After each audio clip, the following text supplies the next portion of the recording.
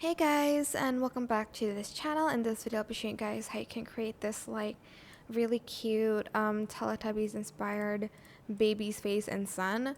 So just go to the video here. I have like a sun and like a baby's face. Of course you want one that's pretty similar, but this is all I have on hand right now.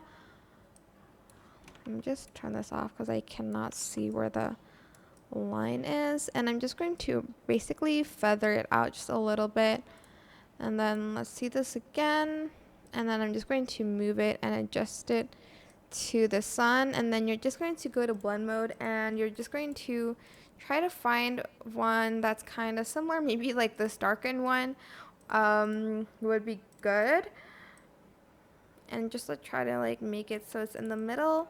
And yeah, that's pretty much it really. I know the sun is different, but this is all I can find that's cute because the others are just like an actual fireball. So yeah, I hope this tutorial was helpful for you guys. Don't forget to like, comment, share.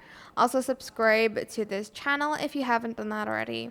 If you have any more questions, just leave it in the comment section down below. I will try my best to answer them all for you guys. And if you found this video helpful, please click the thanks button above the description box down below. Thank you so much for watching. Bye.